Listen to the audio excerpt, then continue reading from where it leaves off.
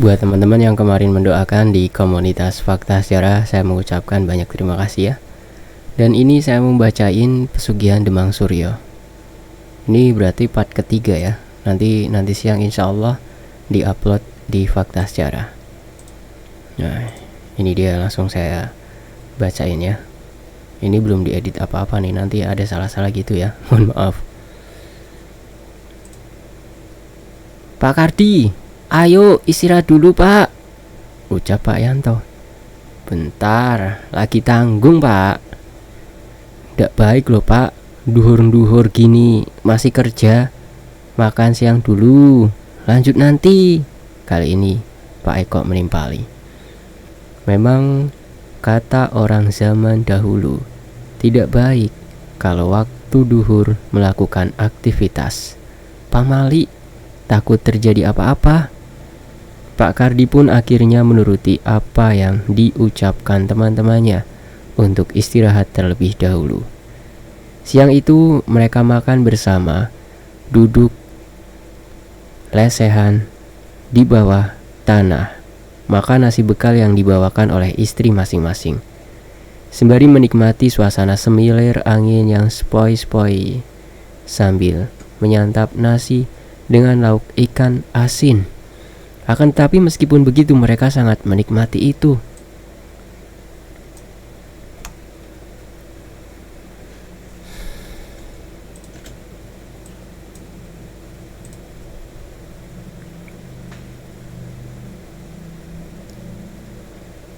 Pak Wondo belum berangkat ya Pak? Tanya Pak Eko. Belum Pak, gak tahu kapan berangkatnya. Tapi kok aneh ya Pak Wondo baru kerja di sini kok tiba-tiba jatuh sakit, timbal Pak Yanto. Jangan-jangan Pak Eko beropini liar. Hus, gak boleh suuzon Pak, kata Pak Kardi. Beberapa saat kemudian tiba-tiba Pak Suryo datang ke sawah dan kebun. Sedang makan ya Bapak-bapak? Dia enak-enak ya? Makan Pak, monggo, tanya Pak Kardi menawarkan. Iya makasih, saya sudah makan.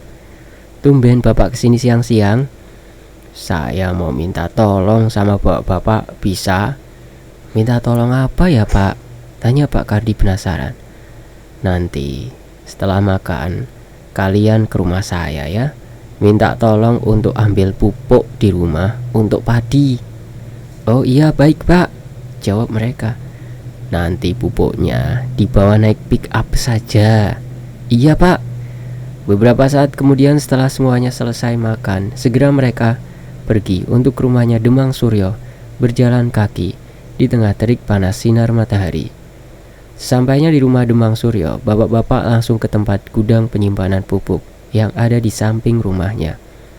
Saat mereka sedang akan mengambil pupuk karung di dalam gudang, betapa terkejutnya mereka melihat ada sosok ular kobra yang siap memangsa. Lho Pak, kok ada ular kobra ini?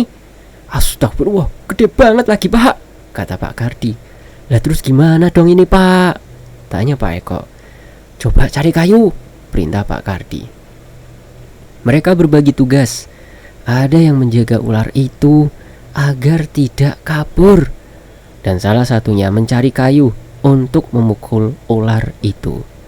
Sementara Pak Danang, satpam rumah Pak Suryo, yang melihat mereka seperti ribut-ribut terlihat dari pos jaga langsung menghampiri. Ada apa ini bapak-bapak? Itu Pak, lihat, ada ular kobra besar sekali, jawab Pak Kardi. Ular kobra itu berada tepat di depan pintu gudang, namun hanya diam saja di sana. Bentar, saya panggilkan Pak Suryo dulu ya, ucap Pak Danang. Pak Danang langsung menghampiri Pak Suryo masuk ke dalam rumahnya. Pak, maaf itu bapak-bapak mau ngambil pupuk di gudang, akan tetapi ada ular kobra besar Pak. Duh lupa, saya belum komunikasi dengannya, gumam Pak Suryo dalam hati. Beberapa saat kemudian Pak Suryo menghampiri bapak-bapak yang ada di depan pintu gudang. Mereka melihat Pak Suryo seperti berkomat-kamit, entah apa yang diucapkannya, lalu meniupkan angin ke arah luar.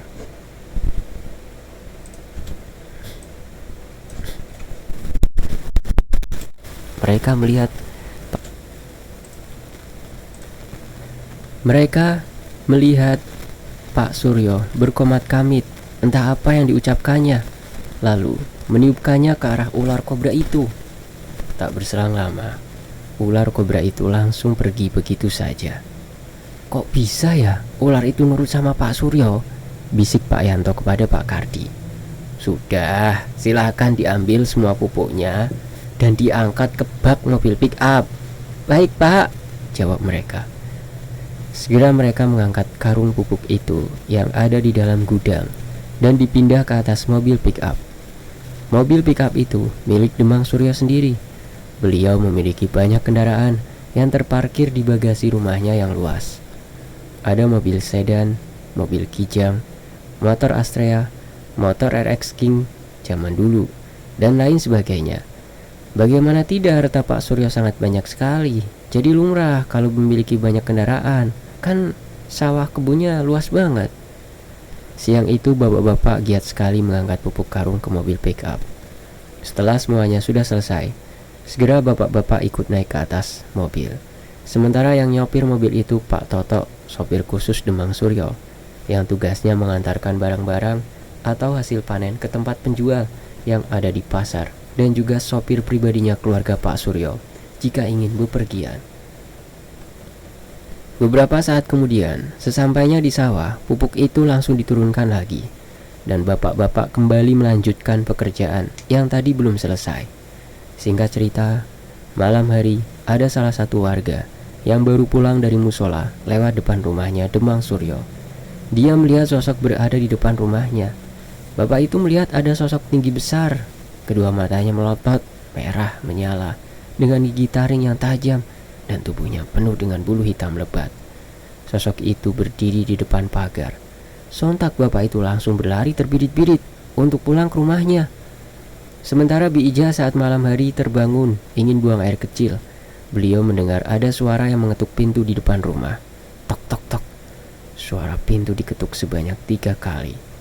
Segera beliau untuk menyelesaikan buang air kecil, dan beberapa saat kemudian Bi Ija berjalan menuju ke depan untuk membukakan pintu. Kriat, suara pintu dibuka, dan saat dibuka ternyata tidak ada apa-apa. Bi Ija pun langsung menutup pintunya lagi. Ketika dia beranjak berjalan masuk ke dalam rumah, tiba-tiba pintunya diketok kembali. Tok tok tok. Langkah Bi Ija pun terhenti, dan dia mencoba untuk membukakan pintunya kembali. Betapa terkejutnya Bi Ija saat pintu dibuka.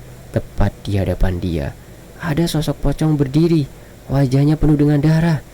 Kedua matanya melotot dan mulut menganga. Wajah hitam legam penuh darah yang bercucuran.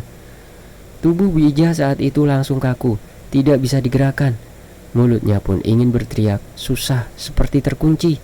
Kebetulan Bu Rati saat itu terbangun, ingin minum air putih, dan dia mendengar ada benda jatuh dari depan. Karena penasaran, Bu Rati langsung segera berjalan perlahan-lahan, mengendap-endap menuju ke depan. Dan betapa terkejutnya, Bu Rati melihat Bi Ija sudah ambruk pingsan di lantai, karena Bi Ija tak kuat melihat sosok pocong itu. Saat Bu Rati datang untuk menolong Bi Ija, sosok pocong itu sudah tidak terlihat lagi di depan pintunya. Bu Rati kemudian meminta tolong kepada Pak Suryo untuk membantu mengangkat Bi Ija. Pak, bangun Pak, cepat Pak, bangun, ucap Bu Rati sembari menggoyangkan tubuh Pak Suryo. Ada apa sih Bu? Pak, cepat bantu angkat Bi Ija, dia pingsan Pak di depan. Hah? Pingsan lagi Bu? Ngapain jam segini Bi Ija ke depan? Ibu juga gak tahu Pak, kita ceritakan nanti saja. Saat itu segera mereka ke depan ruang tamu untuk membantu mengangkat Bi Ija. Akan tetapi, kalau hanya Pak Suryo dan Bu Rati saja yang angkat, tidak bisa. Akhirnya Pak Suryo memanggil Pak Danang dan Pak Toto untuk membantu mengangkat Bi Ija. Kebetulan Pak Danang dan Pak Toto tidurnya di pos depan satpam. Jadi Pak Suryo bergegas menuju ke pos untuk memanggil mereka. Pak Toto, Pak Danang, bangun, ucap Pak Suryo. Iya Pak, ada apa? Tanya keduanya terperanjat. Ayo, cepat bantuin Bi Ija, dia pingsan. Bantu angkatin sekarang ya. Iya Pak. Lalu saat itu mereka segera masuk ke dalam rumah untuk bantu ngangkat tubuh Bi Ija masuk ke dalam kamar. Beberapa saat kemudian, Bi Ija akhirnya dibawa ke kamar dan dibaringkan. Bu Ratih mencoba untuk membangunkan Bi Ija dengan minyak angin kayu putih. Beberapa saat kemudian, Bu Ija akhirnya tersadar. Segera Bu Ratih langsung memberikan segelas air putih kepada Bi Ija. Beliau meneguk segelas air putih itu perlahan-lahan sampai habis. Karena sudah larut malam, mereka tidak menanyakan apa yang sudah terjadi dengan Bi Ija.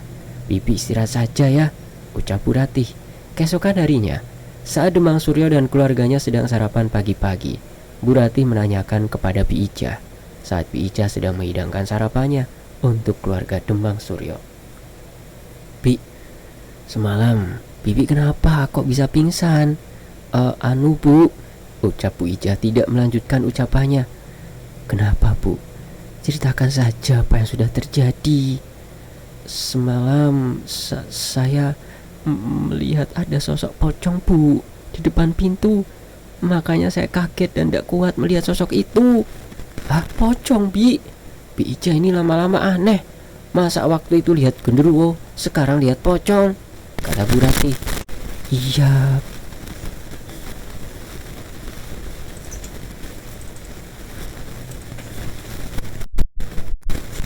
kata Bu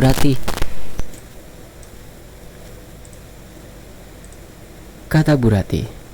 "Iya Bi, Bibi itu pasti cuma berhalusinasi Bu, karena Bi Ija kan penakut."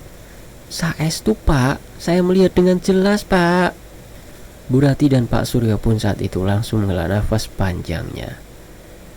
Di sisi lain, keadaan kaki Pak Wondo sudah semakin membaik. Dia juga sudah jalan kaki perlahan-lahan. Namun dia belum mulai berangkat kerja lagi di kebun Demang Suryo. "Pak, Bapak berhenti saja ya kerja di Pak Suryonya," ucap Bu Darti.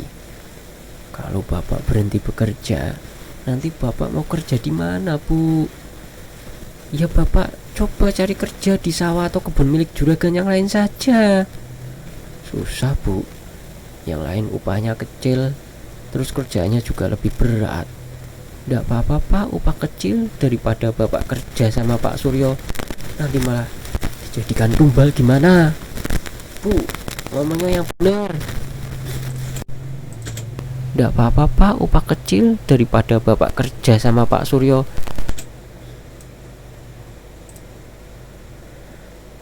Ada yang salah nih, sorry. "Nggak apa-apa Pak, upah kecil daripada Bapak kerja sama Pak Suryo nanti malah dijadikan tumbal gimana?"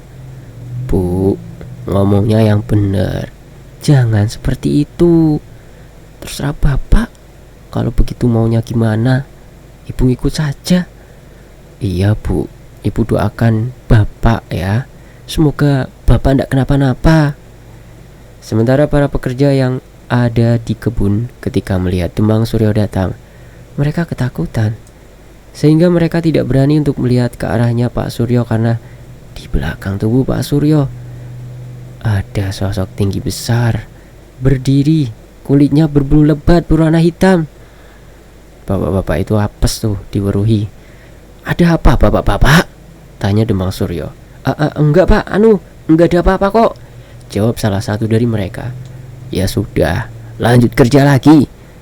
Lalu Pak Suryo berjalan menuju ke sawah melihat petani yang sedang bekerja.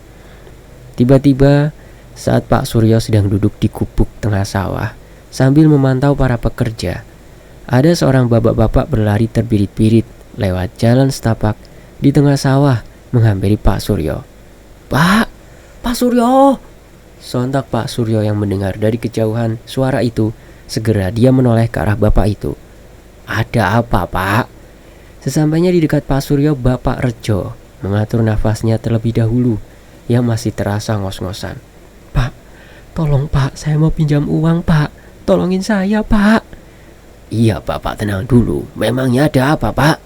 "Anak saya sakit Pak, dan harus dirujuk ke rumah sakit yang ada di kota Pak. Makanya saya minta tolong banget mau pinjam uang sama Bapak," ujar Pak Rejo memelas. "Berapa butuhnya?" 200.000 saja Pak." Lalu Pak Suryo segera merogoh saku celana dan mengambil uang yang ada di dalam dompet. "Ini Pak uangnya, buat Bapak saja ya." Alhamdulillah, terima kasih banyak Pak. Semoga Bapak tambah sukses, berkah, umur panjang, sehat. Amin Pak. Kalau begitu saya pamit dulu Pak, membawa anak saya ke rumah sakit. Assalamualaikum Pak. Sekali lagi terima kasih ya Pak. Ya, jawab Pak Suryo singkat. Saat itu segera Pak Rejo bergegas pulang karena harus segera membawa anak bungsunya ke rumah sakit. Anaknya Pak Rejo masih berusia 7 tahun. Dia terkena sakit DBD dan harus segera ditangani pihak rumah sakit karena kalau tidak hilang nyawa anaknya Pak Rejo akan terancam.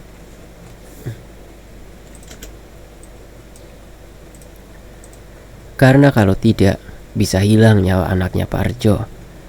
Sore itu para petani bergegas untuk pulang ke rumah masing-masing.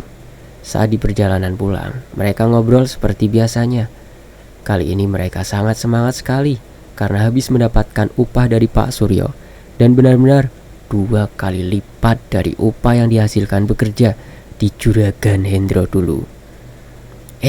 Kita mampir dulu di warungnya Bu Surti. Ayo, ucap Pak Kardi semangat. Iya, sekalian bayar utang kita yang udah numpuk di bon loh, Ibu Pak Kardi. Iya, ayo, timbal Pak Yanto. Beberapa saat kemudian mereka sampai di warungnya Bu Surti. Karena letak warungnya dekat dengan sawahnya Pak Suryo dan sawah Pak Hendro yang ada di pinggir jalan. Saya pesan kopinya 1 ya Bu Surti, ucap Pak Kardi. Duh, jadi pengen ngopi nih. Ngopi dulu ya.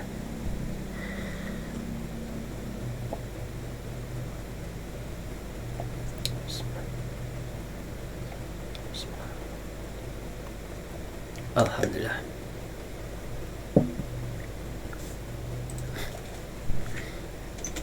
Saya pesan kopinya 1 ya Bu Surti, ucap Pak Kardi.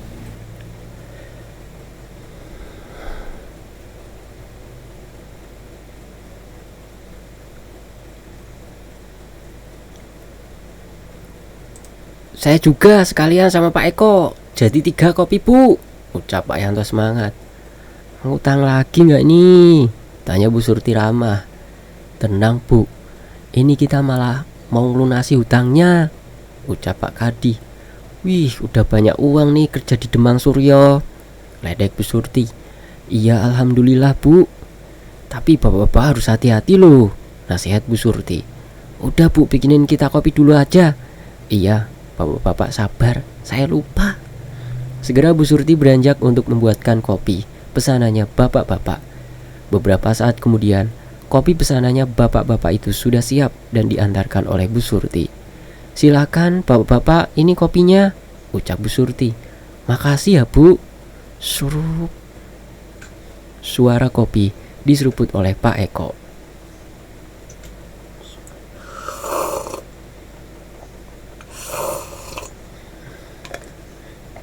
Alhamdulillah.